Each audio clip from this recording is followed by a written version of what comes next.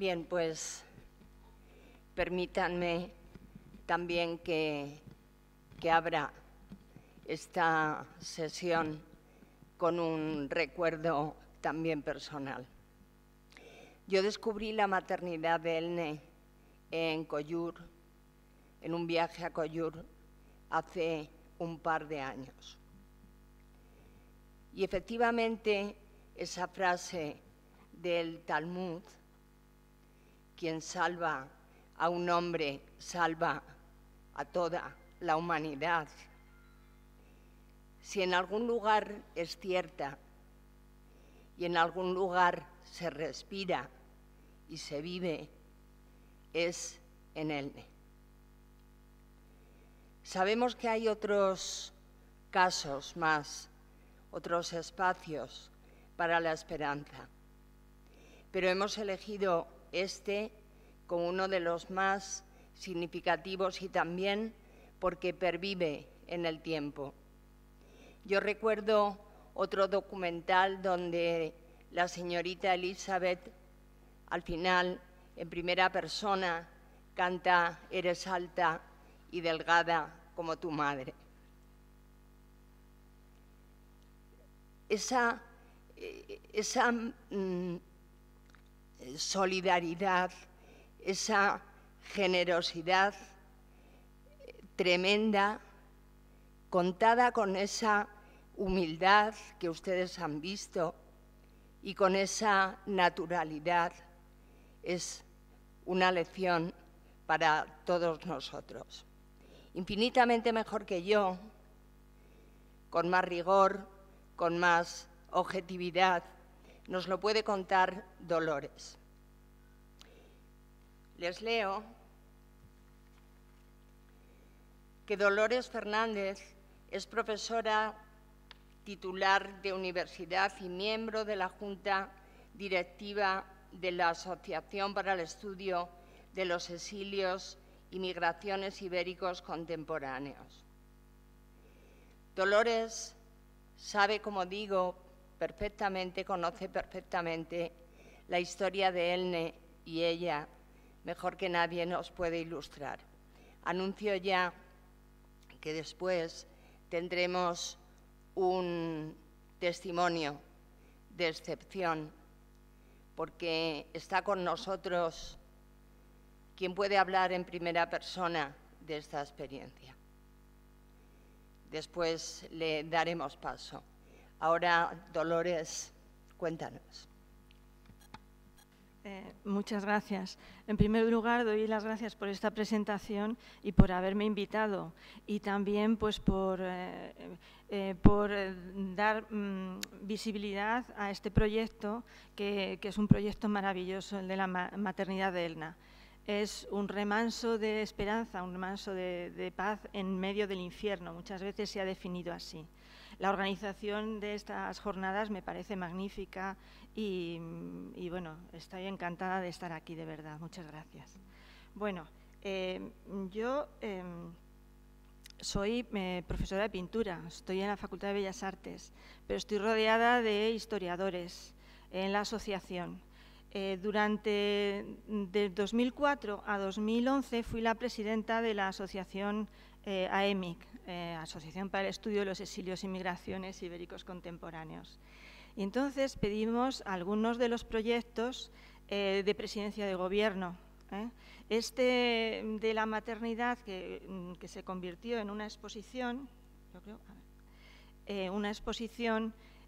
pues fue el penúltimo de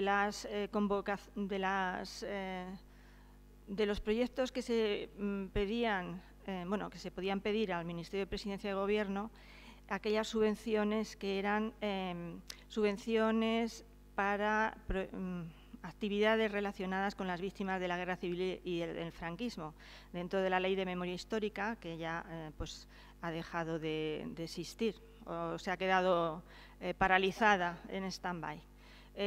Después de esta, que fue en 2011, Pues hubo otra, simplemente ya para las fosas, porque la que nosotras concurríamos pues era para todo tipo de cosas, podía ser para hacer películas, libros, para hacer monumentos y también pues para fosas. Pero la última ya solamente fue dinero para fosas y después de eso ya nada más, ¿no? La crisis pues arrambló con todo y es una buena excusa para paralizar la Ley de Memoria Histórica. Entonces, este proyecto que presentamos era bastante humilde.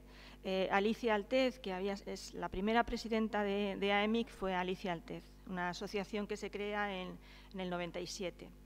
Y yo era tesorera con ella y pasé a ser presidenta después. Pero bueno, ahora mismo seguimos las dos en la junta directiva de AEMIC.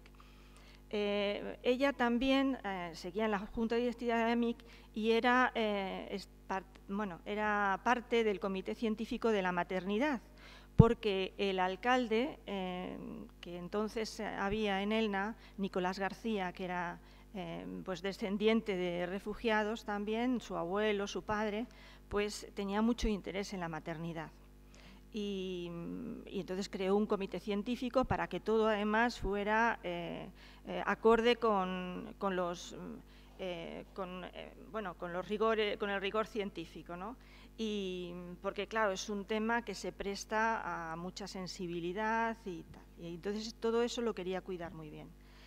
Nosotros lo que hicimos fue proponer una exposición que podía ser itinerante, que se podía guardar fácilmente, montar y desmontar.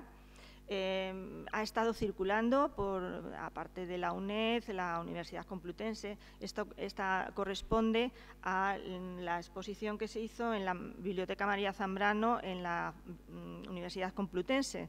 Después viajó a Murcia, volvió a Madrid, al Hospital Clínico, estuvo en el CSIC, ha ido a Valencia, en fin, ahora mismo ha estado recorriendo, todavía sigue recorriendo. Ahora mismo está en Alcoy, ha estado en el Club de Amigos de la UNESCO de Alcoy. Y como no tenemos sitio para guardarla, pues yo lanzo aquí la piedra, porque lo único que hay que hacer es, pues eso, trasladarla. Y eso no se puede hacer debajo del brazo, ¿no? Hay que, pues, una furgoneta para trasladarla y luego pues montarla y desmontarla, porque nosotros no podemos estar yendo. Yo no puedo estar yendo a montarla y desmontarla, pero se hace muy fácilmente. Entonces, los paneles estos están sacados de los que había en la maternidad de Elna. La maternidad de Elna eran como unos 20 paneles que explicaban toda la historia, pero claro, empezaban en la Guerra Civil Española. Nosotros, como la exposición iba a circular por España, no hacía falta que estuviéramos explicando la Guerra Civil Española, sí el éxodo después de la guerra. Y entonces ahí empezamos. Nuestros paneles son 14, son muchos menos. Pero bueno, estos ya los diseñé yo. Entonces, lo que me he planteado ahora pues, es hacerles... es una exposición de aproximadamente de lo mismo que hay en esos paneles. He introducido algunas fotografías extra porque lo pedía la explicación, que pues, están sacadas de internet o de algunas colecciones que se conocen fácilmente, pero la mayoría corresponden a las fotografías que nos cedieron en la maternidad, en el ayuntamiento, pues a base de convenios que estuvimos firmando, o sea que eso fue bastante riguroso. Entonces, es como si estuvieran viendo una visita guiada, una visita guiada a esta exposición. Cuando el castillo, la maternidad de Elna está en el castillo de Embardú. ¿De dónde surge este nombre? Esta es una fotografía antigua de cuando se erigió, bueno, se construyó este castillo por primera vez. Como veis, es muy bonito, es modernista, es muy encantador, es un chateau estupendo y lo construyó Eugène Bardou en 1900-1902 para pues, a la familia. Pero claro, la familia luego al final pues, termina no viviendo en estos sitios y después pasó a manos de unos campesinos locales, los hermanos Mirús, que eran agricultores. No llegaron a habitar el castillo, pero sí cultivar los campos de alrededor, que eso parece que se hacía habitualmente. hasta 1939, que se lo alquilaron a Elisabeth Eidenberg. Ya veremos luego más adelante la historia, pero eso. Cuando entró Elisabeth Eidenberg estaba en muy malas condiciones, hacía 7 años que no se había habitado y tuvieron que estar haciendo pues, obras de rehabilitación, ¿no? Pero ya ese mismo mes ya habían nacido 6 niños, o sea que tuvo una vida muy activa. Esta es Elisabeth Eidenberg, es una fotografía muy conocida, además está en todos los carteles, se publicó en 1942, es una fotografía de Paulsen. Había nacido en Vila, en el cantón suizo de Zúrich, en 1913 y era de una familia numerosa, su padre era protestante. O sea que esta tendencia religiosa, familiar, era, pensamos que es algo que le hacía ir hacia la ayuda humanitaria, ¿no? Muchas veces hemos dicho que era enfermera y a veces nos hemos equivocado y cuando estuve en la escuela de enfermería pues nos corrigieron. Naturalmente no fue enfermera, era institutriz, esa era su formación, había estado 1 año en Dinamarca ejerciendo en una escuela de magisterio y después había pasado, aceptado una proposición que le hizo el Servicio Civil Internacional para ir a España. Vino de voluntaria a España, estuvo en Valencia, en Burjasot, luego veremos alguna foto de eso, y allí ya empezó a colaborar con las organizaciones humanitarias, la ayuda suiza a los niños. Bueno, falleció en 2011, o sea, poco después de haber estado en Elna recibiendo la medalla, ¿no?, del gobierno francés. Estas son fotografías de Elna, muchas ya se han visto a través de la película de Goldbrunn, ¿no?, rodeada de niños de la maternidad. Son niños recién nacidos y otros más mayores, porque naturalmente las mujeres que estaban en los campos encinta y que tenían que ir a la maternidad se iban con sus niños, con los niños que tenían ya crecidos, no los iban a dejar allí, ¿no? Por lo tanto, pues había niños que podían tener 10 años, podían tener 7. Esta es fotografías con María García Torrecillas, que la habéis visto de mayor en la película anterior, que murió el año pasado en México. Son enternecedoramente jóvenes, ¿eh? Esta es Elisabeth Eidenberg, en medio pues, de todo el equipo de la ayuda suiza. Todo había comenzado en la Guerra Civil Española. Bueno, esto no hace falta explicar mucho porque todos lo conocemos, pero era verdad que todos los bombardeos que cayeron sobre las poblaciones indefensas fue algo escandaloso en toda Europa y América, porque claro, era la primera vez que ocurría. Y los aviones, que los niños los dibujaban porque les volvían locos, todos los niños querían ser aviadores. Se han hecho exposiciones de dibujos infantiles de la guerra y bueno, los aviones están en primer lugar siempre en los bombardeos, ¿no? La destrucción de las casas están en primer lugar. Les seducían los aviones, pero los aviones traían la muerte, ¿no?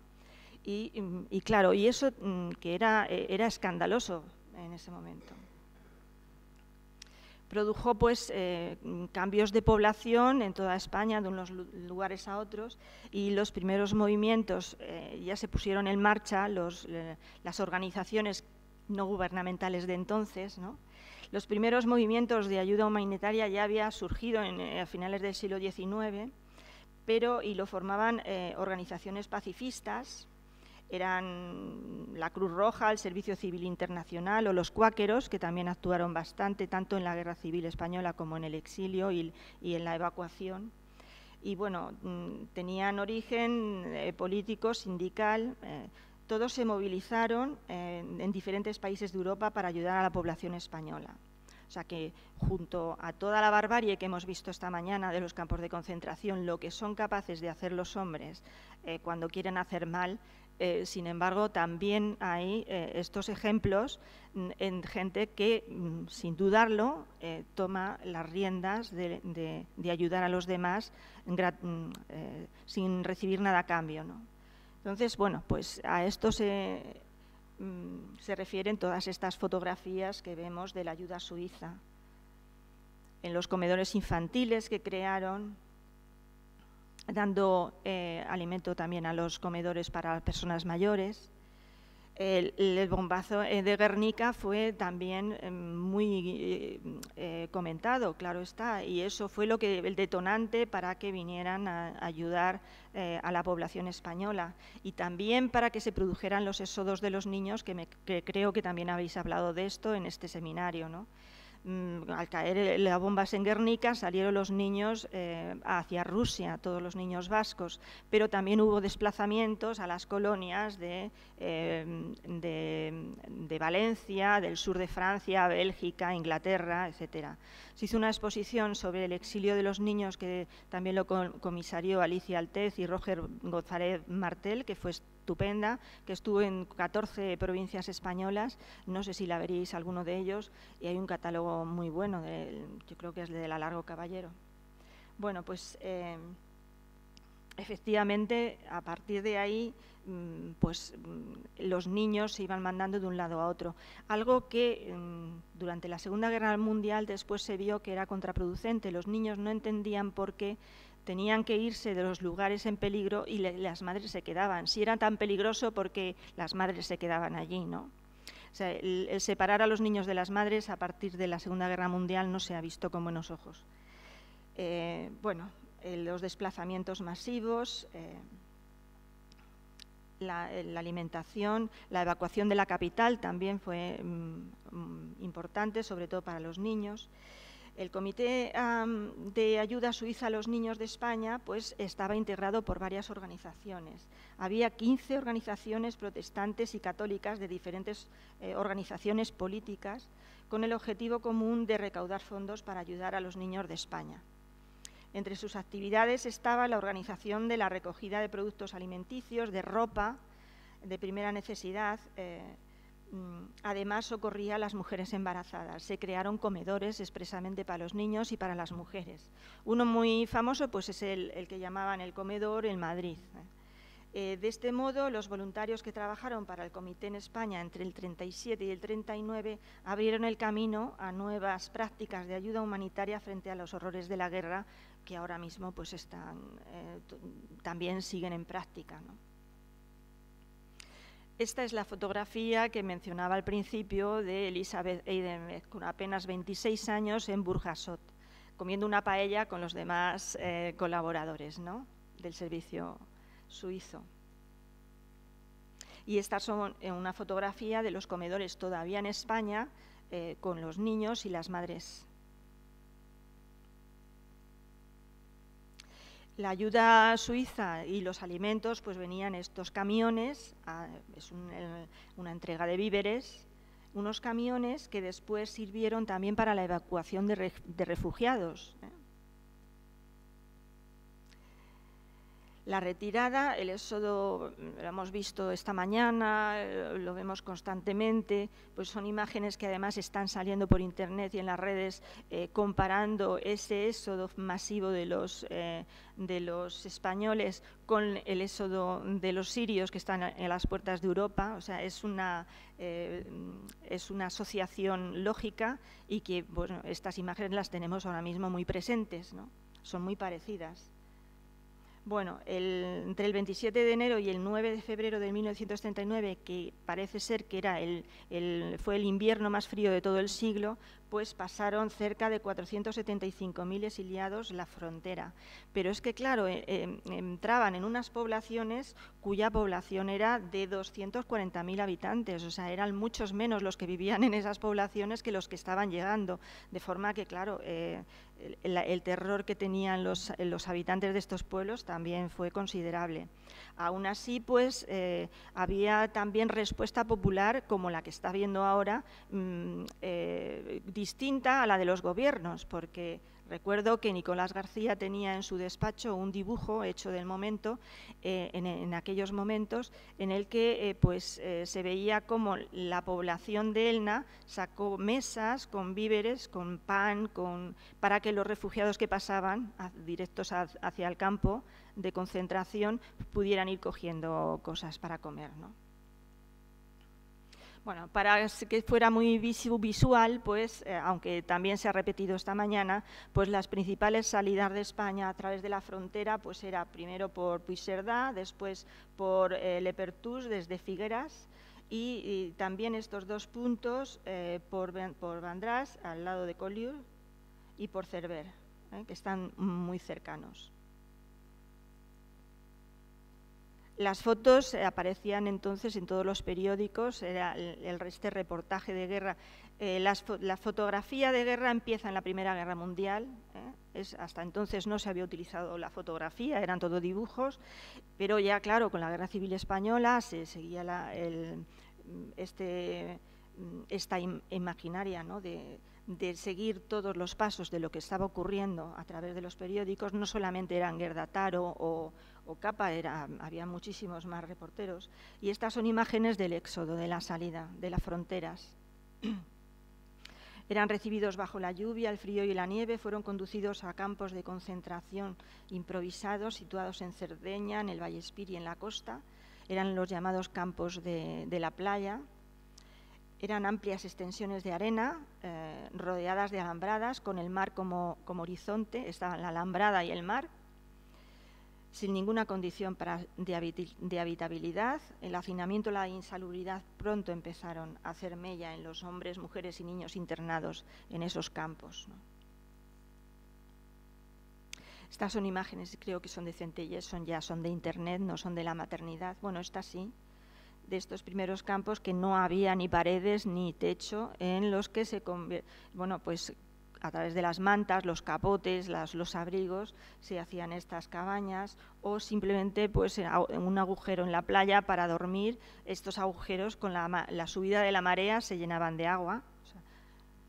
O claro, bordeando las playas también hay vegetación, y entonces es cuando se podía aprovechar para hacer las cabañas estas. Los primeros asentamientos, los primeros campos de concentración fueron entre enero y febrero, estos que están cerca de la salida, Argelers-sur-Mer, Collioure, bueno, Moresque, cerca de Collioure, San Ciprián, Barcarès. Y luego, a partir de marzo y mayo, Vernet, Gus, Maseras, Montoya, Bram, sobre todo, Cefron, en fin.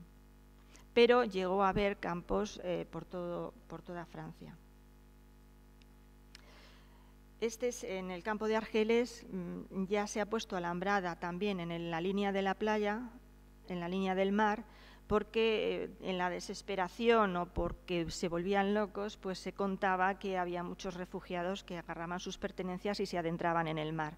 Probablemente por eso pues se pusieron la alambrada también en el borde del mar. Esto sigue siendo Argelès, como ven, pues hay las cabañas hechas en una muralita encima de la arena. El proyecto de la maternidad, entonces, surge de una labor de prospección que primero hace Karl Ketterer, que es voluntario del Servicio Civil Internacional. Fue a los campos de concentración vio las condiciones en las que estaban las madres con los niños, sobre todo en Argelès y San Ciprián. La mortalidad infantil rondaba el 97%, lo que quiere decir que se morían todos, o sea, era algo desastroso. Y entonces es cuando decidieron pues, hacer algo con esas mujeres y esos niños. Estas son fotos de las que no aparecen en nuestros paneles, porque son fotos que no hemos querido difundir, pero son el registro de cómo estaban los niños, ¿no? Bueno, poco a poco la apertura de nuevos campos en los departamentos vecinos mejoró la organización y las condiciones de vida. Se construyeron barracas, este es ya el campo de Ribesaltes. Campo de Ribesaltes, barracas con puntos de agua, cocinas, letrinas. Ribesaltes está en ruinas y está de actualidad porque se ha construido ahora, bueno, se ha inaugurado ahora un memorial impresionante, que tengo imágenes, ¿no? Estas son las fotografías. A pesar de que las condiciones eran mejores, todavía pues la precariedad era inmensa, ¿no? Estas son fotografías de los niños que son del archivo de la maternidad. Y este es el monumento memorial que se acaba de inaugurar con la presencia del primer ministro francés, Valls, y bueno, pues ha sido muy emotivo. Tiene las características de los monumentos actuales que pretenden pues no pasar desapercibidos en la visión de conjunto, ¿no? Porque no interfiere, está hundido en la tierra y no interfiere con las ruinas de las cabañas que había en Ribesaltes, ¿no? No está estorbando la visión de todo el campo. Pero bueno, pues parece una tarta, la verdad.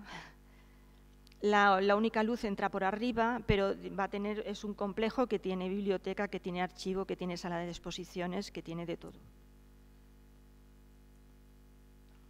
Bueno, la decisión de crear la maternidad la tomó Ketterer tras ver la situación en la que estaban los niños y las madres, y entonces es cuando llamaron a Elisabeth Eidenberg. La primera maternidad, antes que la maternidad de Elna, fue en Bruilla, en un pueblo cercano, a mediados de marzo del 39. Esta es una foto de Bruilla y la foto actual no la hemos podido hacer. Suponemos que es un sitio que filmamos cuando hicimos el documental, pero que se ha convertido en un hotel de lujo. Entonces, pues no se nos fue permitido entrar. Pero creemos que sí que dimos con el lugar. Estas son escenas de las madres, porque no solamente las ayudaban a dar a luz, sino que era también un adiestramiento. Lo que ponían los carteles franceses es que estaban embrutecidas por las condiciones en las que habían vivido, entonces había que quitarles todo eso, volverlas a la civilización. Entonces también se daban clases de puericultura para cuidar a los niños. Y naturalmente siempre hay muchas fotografías de los niños en el exterior, porque en cuanto salía el sol los tenían tomando el sol fuera, ¿no? Estas son todavía de Bruilla, entre el 3 de abril y el 6 de septiembre, que nacieron en Bruilla nada menos que 33 niños. Este es el coche que lo heredaron de la ayuda humanitaria que habían utilizado en España y que lo llamaban Rocinante. Las salas de la maternidad de Elna también tienen nombres españoles. La sala del paritorio creo que es Madrid, pero también estaba la sala Sevilla, la sala Bilbao. Y el coche que utilizaban para transportar a las madres o llevarlas de vuelta, pues era Rocinante. Estas son escenas todavía de Bruilla.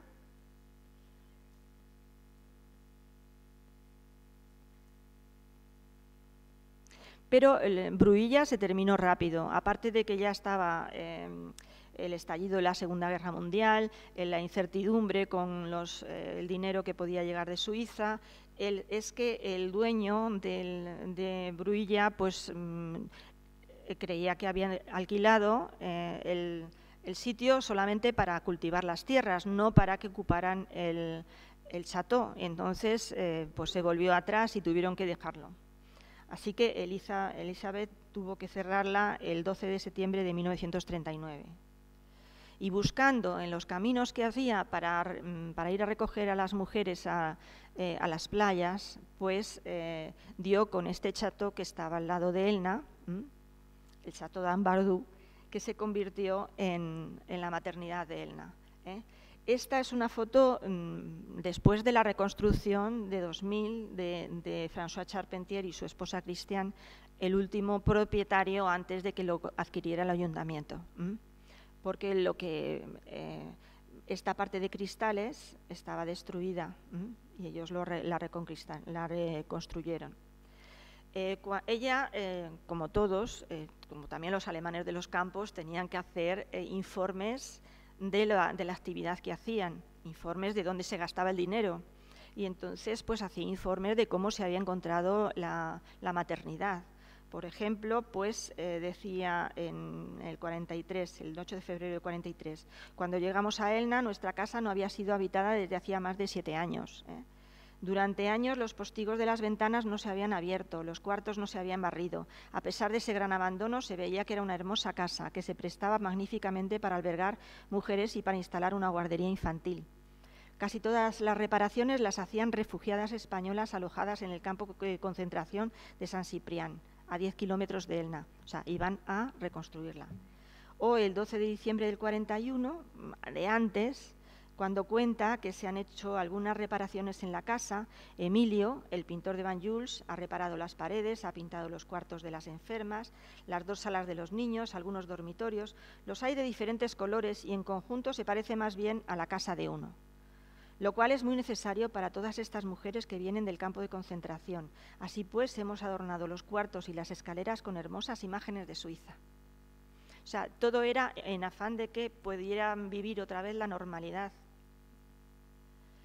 Esta sí que es una imagen de época, como se ve esta parte que está destruida y que se ha reconstruido con una cristalera, entonces no estaba destruida, es una cruz griega el edificio. Bueno, pues llegaban a la maternidad las mujeres en unas condiciones deplorables, habían sufrido disentería, tifus, tuberculosis, tenían sarna, tenían piojos, en fin, lo tenían todo, ¿no? Y todo el cansancio del mundo. Eran mujeres todo, casi todo, al servicio de otras mujeres. Había un equipo formidable de enfermeras que también trabajaban de sol a sol, tenían cada una a su cargo 6 mujeres con 6 niños y estaban alerta las 24 horas del día. Estas son escenas de las salas.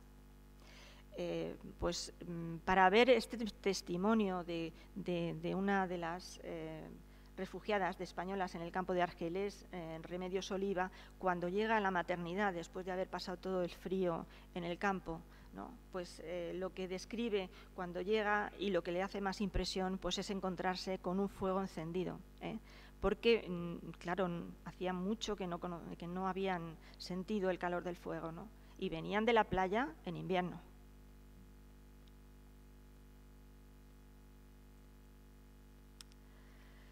Bueno, como ven, todos son escenas no solamente del cuidado de los niños, sino del adiestramiento de las madres, ¿no? Hay que darse cuenta que ahí venían todo tipo de madres, porque eran de muchísimas nacionalidades y había muchas gitanas también dentro de ellas.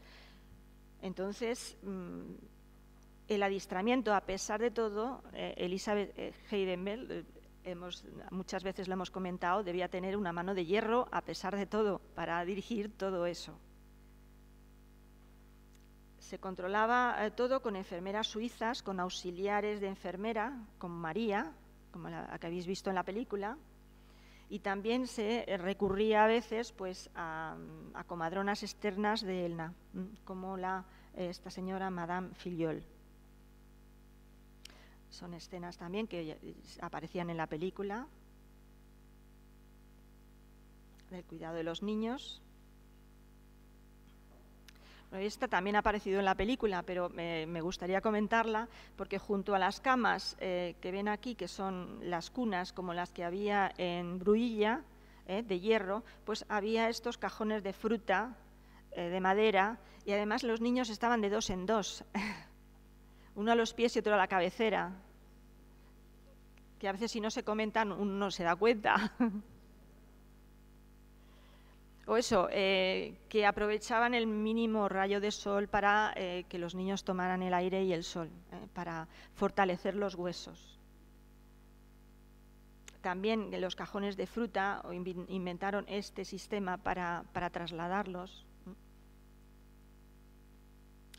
Y esto era algo muy novedoso que solamente tenían en el hospital de Perpiñán, por lo visto, y ellas, que era esta máquina de rayos ultravioleta para fortalecer a los niños, y la ponían pues cuando no podían sacarlos al exterior.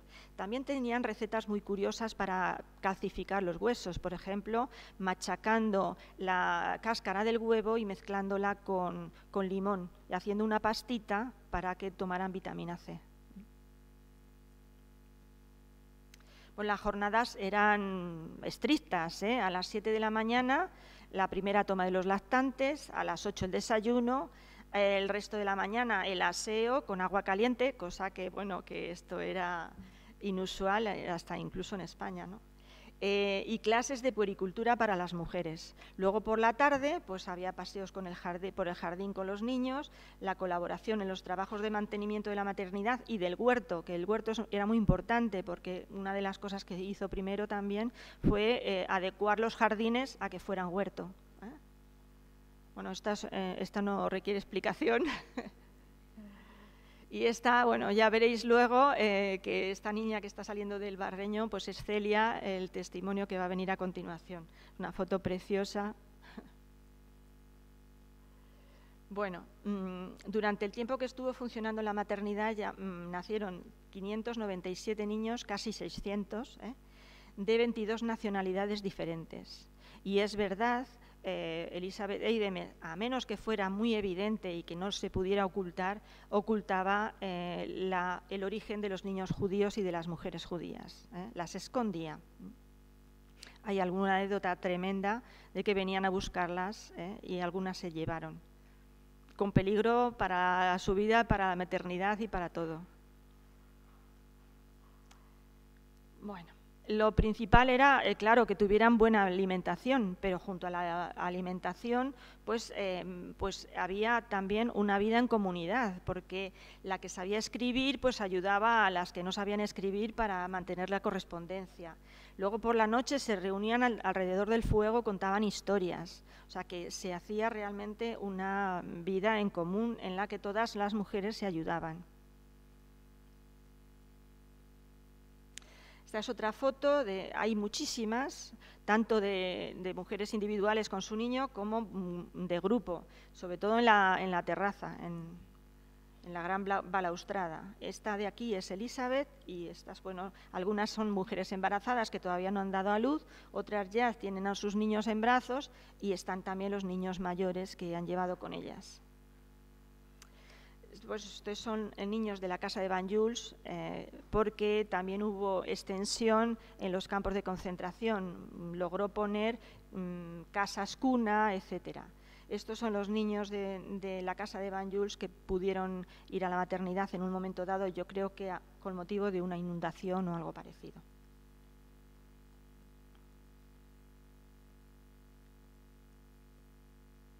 Tampoco se olvidaban de las fiestas. O sea, el hecho de que dentro del horror de las vidas estas que habían pasado, que se volviera a la normalidad. Las fiestas de la Nochebuena, la Epifanía, los cumpleaños, ¿no? Los aniversarios. Y cuando estaban cerca de los 600 niños y se cumplían el 5.º año, se hicieron una fiesta en la que los suizos se disfrazaron de suizos y las españolas se disfrazaron de españoles, de fiesta. Hay pruebas del agradecimiento de las mujeres en cartas y dibujos que hay en el archivo de la maternidad. Bueno, vamos a estar leyéndolas, pero...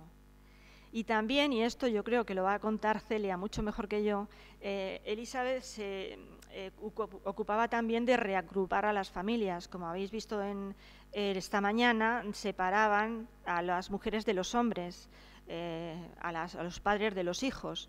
Los niños se quedaban con las mujeres, había campos de mujeres y campos de hombres. Por lo tanto, la peripecia de cada uno pues, podía ser que terminaran en los campos de concentración de Alemania. Y ella pues, hacía lo posible para que se reunieran, que es lo que ocurrió con el padre de Celia. Eso lo dejo así porque ella lo va a contar mejor. Estas son escenas del cultivo de los jardines, de la huerta, porque los hombres salían los fines de semana para ver a la familia y entonces aprovechaban para trabajar en las huertas. De todas maneras, hay fotografías en las que la propia Elizabeth está tirando de los árboles y adecuando el jardín. Ahí trabajaba todo el mundo. Esto es una escena también de la recolección de repollos, en la que están triturando los repollos para guardarlos en botes y envasarlos para tener para el invierno. Una tarea en la que colaboraban todos. Pues aireando los colchones de paja. ¿Ves? Aquí están pues recogiendo los repollos y triturándolos en la mesa y guardándolos. Y al mismo tiempo vemos la labor de las lavanderas que ponían la ropa al sol, como en España, sobre la hierba. Estas son las mujeres que se encargaban de la cocina, que están poniendo los ajos a secar en la terraza. Bueno, aquí viene la extensión de la labor de Elizabeth en los campos, más allá de la maternidad. Pusieron casas cuna en algunos de los campos. En abril del 41 consiguieron permiso para repartir comidas a base de arroz, así como infusiones y té, pues el agua para el consumo no era potable. Y de manera paralela el Socorro Suizo y los cuáqueros también intentaron sacar del campo al mayor número posible de niños, por lo cual hicieron las casas cuna, como la de Banjuls, de la que he hablado antes. En Argelés lo que hicieron fueron barracones expresamente para las mujeres, porque como sabéis, pues volvían después al campo y algunos niños se perdieron. Por lo tanto, había que proteger de alguna manera esa segunda vida que tenían dentro del campo. Y en Ribesaltes también hicieron una barraca en la que repartían comida para los niños y adiestramiento. Esta es la barraca de Ribesaltes con dibujos en la puerta y las niñas haciendo cola para recoger la leche. Y aquí los niños, y bueno, también niñas recogiendo víveres, ¿no? También en las mismas barracas. La casa cuna de Banjuls, pues, como veis, está sobre la arena, la tierra, tiene esas mismas cajones de fruta y se puso en marcha gracias a la acción humanitaria establecida en Ribesaltes, una especie de colaboración. El aprovisionamiento se lograba a través de la maternidad y bueno, pues durante más de un año trató de salvar a los más pequeños que llegaban en pésimas condiciones. A finales del 42 se transfirió a Castres. Y también hizo una serie de apadrinamientos, algo que a lo mejor estamos más acostumbrados ahora, porque el que más y el que menos conoce a alguien que ha apadrinado niños en África, en la India o en Hispanoamérica, ¿no? Bueno, pues ella también lo hizo, consiguiendo que hubiera padrinos suizos que pues establecieran correspondencia con los niños y mandaran pues dinero pues para una ayuda mensual para alimentos y para ropa. Pero claro, esto también se terminó, tuvo una vida corta, del 39 al 44, cuando entró ya finalmente la Gestapo y les puso 3 días para que salieran. No les dejaron coger ni el tren, tuvieron que salir a pie y entonces se establecieron en Aiberón, en este caserón, ¿no? Pero ya tuvieron que volver porque ya tuvo que volver Elizabeth Eidenberg a Suiza y ya ahí se acabó todo. Entonces, durante más de 50 años de olvido, el castillo fue abandonado y fue adquirido en el 97 por François Charpentier y su esposa, que se lo encontraron así. Hay fotos en la maternidad que lo van dejando constancia de cómo han ido evolucionando las obras. Y terminó, bueno, pues esta parte que estaba destruida, hicieron un gran ventanal y esta vidriera, porque él era vidriero, pues es muy bonita, muy modernista, de acuerdo con el sitio. Pero aún así, pues, el edificio finalmente fue comprado en 2005 por el Ayuntamiento de Elna. Nicolás García tuvo que convencer a todo el consistorio, incluso los de su propio ayuntamiento, porque claro, es un pueblo pequeño y pues, ¿qué hacían comprando eso? No estaba de acuerdo todo el mundo, tuvo que hacer una labor pedagógica importante y al final, bueno, su empeño consiguió convertirlo en monumento protegido, de forma que posteriormente, desgraciadamente, perdió las elecciones, está ahora mismo en el Ayuntamiento del Frente Nacional y, por supuesto, por ellos cerrarían la maternidad. Lo que pasa es que tiene muchas visitas, tanto de España como de la parte catalana francesa, y no pueden hacerlo porque es un sitio muy visitado, pero si no por ellos seguramente que lo cerrarían. Bueno, tras finalizar la Guerra Mundial, Elisabeth Eidenberg regresó a Suiza. Desde el 46 se volcó en la ayuda de refugiados de los países del este de Europa, pero ya colaborando con las iglesias evangélicas suizas. ¿Qué es lo que le pasó? Que la Cruz Roja tenía una normativa de no intervención en los países en los que estaba actuando. Elisabeth Eidenberg violó esa norma, puesto que admitía a las judías y no las denunciaba, incluso las ocultaba, ocultó a los niños judíos. Por lo tanto, después la expulsaron, no pudo volver a trabajar con la Cruz Roja. Eso también tenemos que tenerlo en cuenta, que esta mujer se jugó el tipo y la carrera, ¿no? Algo que ahora decimos, bueno, a veces hay que desobedecer las normas, ¿no? Bueno, la relación con los voluntarios de ayuda suiza y el socorro suizo pues no se perdió nunca, se siguieron reuniendo y ya en los años 80 del siglo XX pues hicieron una visita y vieron la maternidad. Por supuesto todavía no estaba reconstruida ni nada, o sea que ella sí que había vuelto a España, a Francia, y había vuelto a ver la maternidad. El que se diera a conocer la maternidad tal como la conocemos ahora, pues fue sobre todo labor de Guy Eckstein, que es uno de los niños que nació en la maternidad, que tenía esa obsesión y fue visitando la zona hasta que localizó el castillo, porque no todos los niños tenían la memoria de nacido en un castillo. O sea, esto de que has nacido en un castillo te mola, claro, tienes que decírselo a todo el mundo, pero no sabían ubicarlo y los padres tampoco se lo pudieron decir. Bueno, hay testimonios de ese tipo. Y Guy Eckstein estuvo buscándolo y finalmente lo encontró y habló con François Charpentier, le contó la historia. A través de ese conocimiento ya lo conoció el alcalde y ya es cuando se pusieron todos en marcha, ¿no?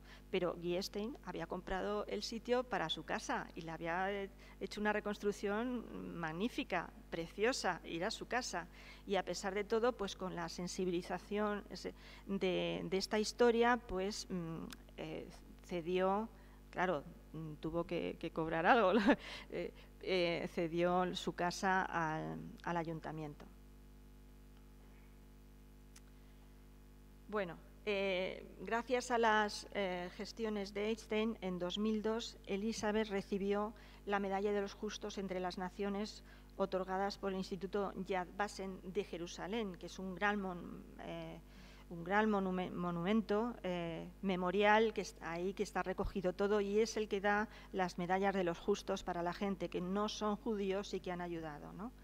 Bueno, a partir de entonces su labor empezó a ser reconocida. En 2006 también le dio la Reina de España la medalla de la Orden Civil de la Solidaridad Social, la Generalitat de Cataluña la Cruz de San Jorge. En el 2007 era condecorada con la Legión de Honor por el presidente de la República Francesa. Bueno, o sea que se murió habiendo recogido los frutos. Aunque, como habéis visto en la película, ella decía que solamente hizo lo que tenía que hacer. Ella no creía que había hecho algo extraordinario, simplemente había hecho lo que tenía que hacer, lo que le tocó hacer en su momento, ¿no? Bueno, esto es con la Legión de Honor y es una fotografía que yo creo que coincide con la película.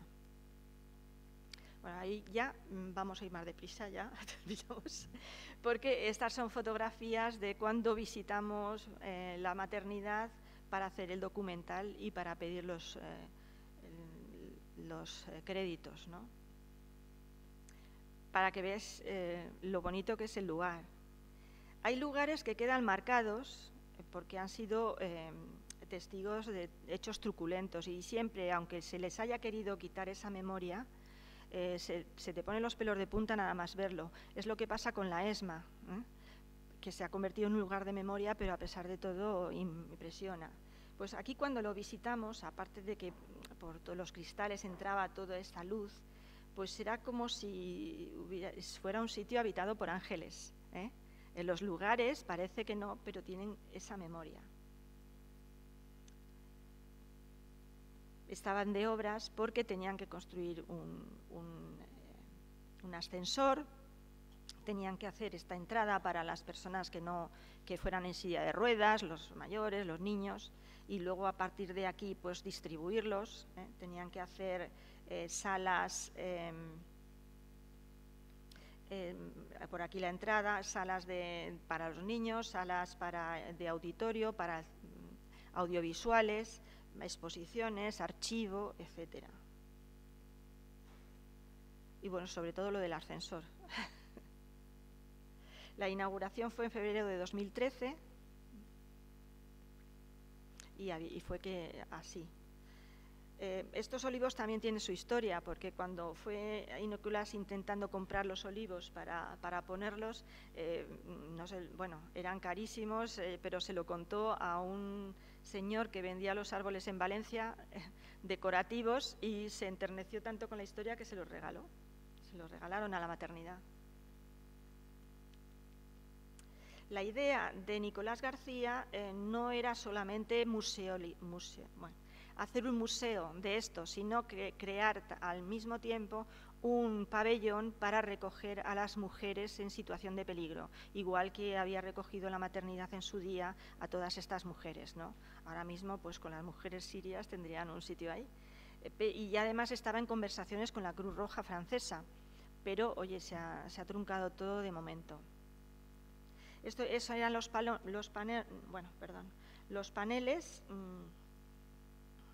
atrás.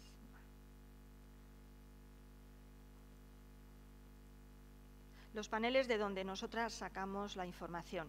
La traducción primera la hizo Tomás Segovia, el poeta, y murió antes de depurar la traducción, de forma que ese trabajo lo tuvimos que hacer nosotras, ¿no? Esta es una exposición de una investigadora suiza que ponía las biografías de las enfermeras, de las que no sabemos nada, pero ella ya ha publicado un libro, y con dibujos de los campos, que también es muy interesante. El flamante ascensor, que era tan necesario, ¿no? Son fotos de la terraza, de la inauguración. Este señor ya se murió y ahora, a pesar de haber perdido las elecciones del ayuntamiento, Nicolás García ha ganado las elecciones departamentales, o sea que ha ocupado, yo creo, el lugar de este señor. Lo primero que hizo el ayuntamiento nuevo fue cambiar las calles los nombres de las calles de Elna que se habían dedicado a mujeres incluso de la resistencia francesa, por nombres de montañas. Así que ya os imagináis qué consistorio tienen ahora, pobrecillos. Esta es la comisaria de la exposición, la comisaria suiza con el embajador suizo. Pues los discursos. Y este es un cantautor catalán, Juanjo Bosch, al que invitaban muy a menudo porque tiene una canción dedicada a Elna. Y bueno, pues este monumento tiene otra particularidad, es un monumento vivo, y cuando les digo un monumento vivo por varias razones.